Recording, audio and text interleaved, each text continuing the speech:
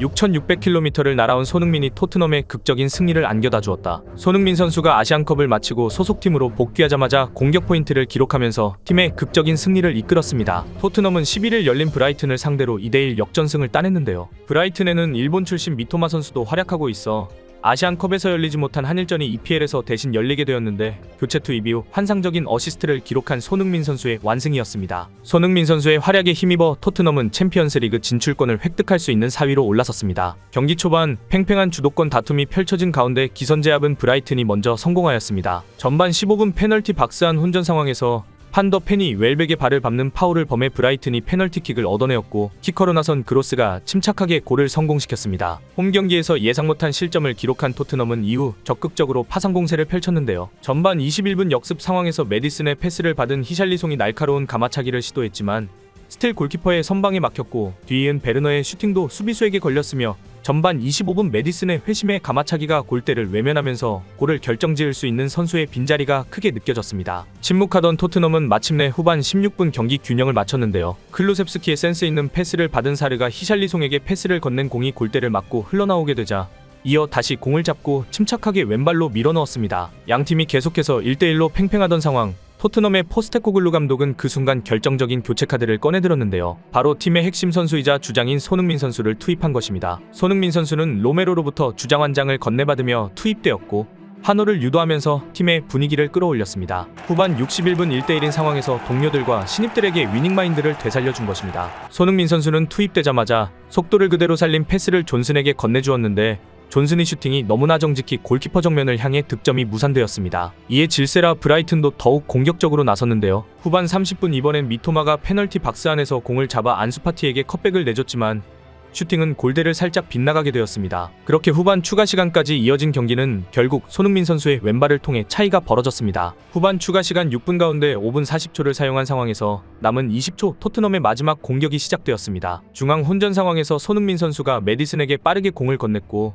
이어 메디슨이 히샬리송에게 그리고 히샬리송이 사이드에서 침투하고 있는 손흥민 선수에게 다시 공을 건네주었습니다. 손흥민 선수는 지체 없이 반대쪽에서 뛰어오던 브레넌 존슨을 향해 환상적인 크로스를 보냈고 이어 존슨의 극적인 역전골이 나오게 되었습니다. 토트넘의 득점 과정을 해외 네티즌들은 메디슨, 히샬리송, 손, 존슨 이 4명의 손들이 골을 만들었다며 FC 손이라는 별명을 붙였는데요. 손흥민 선수가 잘해서 구단주가 손 들어간 선수들만 영입했나 봅니다. 손흥민 선수의 다이렉트 크로스는 상대 수비 3명과 골키퍼를 지나 존슨에게 정확히 배달되었는데 정확도와 속도 모두 완벽했습니다. 특히 손흥민 선수가 공을 터치하기 전 브레넌 존슨을 한번 쳐다보고 패스를 해준 장면이 화제가 되었는데요. 1초도 안 되는 그 짧은 순간 브레넌 존슨의 위치, 침투 방향, 속도를 정확히 판단해서 공을 발 앞에 주었다는 것이 놀라웠습니다. 이에 패스를 받은 브레넌 존슨은 경기 후 손흥민 선수를 기습숭배하였죠. 그는 손흥민이 이 크로스를 보냈을 때 전체 과정이 마치 슬로우 모션처럼 보였고 매우 특별한 순간이었다. 그때 심장이 뛰는 게 느껴졌다고 하였습니다. 규성 씨도 특별한 순간 한번 느껴보고 싶지 않으세요? 발만 잘 갖다 대봅시다. 손흥민 선수는 이날 교체로 30분을 출전하면서 평점 7.0, 어시스트 1회, 패스 92%, 기회 창출 2회, 빅찬스 메이킹 1회를 기록하였습니다. 손흥민 선수 복귀 이후 행복 축구를 시작한 토트넘인데요. 팀 동료 벤 데이비스는 자신의 SNS에 손흥민이 복귀해서 우리 모두가 더 기뻐하고 있는 것 같다라는 글과 함께 손흥민 선수의 유니폼을 입은 포스터 선수의 사진도 게재했습니다. 경기 후 포스테코글루 감독은 월드클래스인 손흥민의 결정적인 패스가 팀을 승리로 이끌었다며 그를 대체할 수 있는 선수는 없다고 극찬하였습니다. You know, it maybe looks simple, but you know that ball that Sonny plays, you know that's a world-class player who in a clutch moment finds the right pass. You can't do that if you can't bring him on if it's somebody else, you know. And it's not about confidence. I feel like, you know, with the squad we have at the for today and hopefully moving forward is that, you know, we do have that ability, irrespective of where the game's at, to finish games strong. Rachel? Was it always your intention to bring him on in the second half? No, we were worried about fatigue. That's why we brought him on in the second half. So, you know, he was ready to play, he wanted to play, but, you know, if you look at, you know, 2 of their games went to extra time. Last game was pretty draining as well. So the fact that, you know, we had options, I mean, if we were desperate, he probably would have started, but the fact that we had other options meant we could protect him, and I think it was better for him that he kind of came on and played the minutes he did. To deliver it at the moment we need it, that's what a captain's all about. Yeah, and look, he's maybe the nation he plays for works against him, but I think he's a world-class player. You look at his record in the Premier League, the toughest league in the world, and his goal contributions, irrespective of how the team's gone through the time he's been here, have always been right up there. Even this year, before he left, I think he was probably the best attacking player in the competition, just my opinion, obviously, but certainly he'd be up there. And like I say, he's a world-class player, and I thought we did well to cover his absence.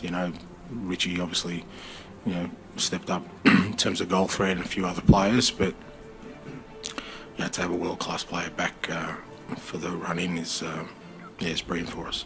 한편 중국에서도 손흥민 선수의 활약은 크게 화제가 되었는데요. 사실 아시안컵을 진행하면서 손흥민 선수는 대회 내내 타이트한 일정과 120분을 넘기는 2번의 연장 혈투까지 벌인 터라 과연 손흥민 선수가 복귀 후 예전과 같은 활약을 펼칠 수 있을까 의구심을 드러내었던 중국이었는데요. 특히 중국 최고의 축구 지도자로 알려진 쉬겐바오는 아시안컵 대회 직후 손흥민 선수를 향해 손흥민인지 손흥왕인지 이제 그는 더 이상 아시아 최고의 선수가 아니다라며 카타르 11번 아피프에게 그 자리를 내주었다라는 망언까지 내뱉었습니다. 韩国你说也是一样，申信涵是申信涵吗？啊，申庆明，申信明，啊，他自己也检查这次没罪，啊，那是亚洲一个，这次给中东给抢走了，啊，现在认为那个阿联酋的11号是最好的。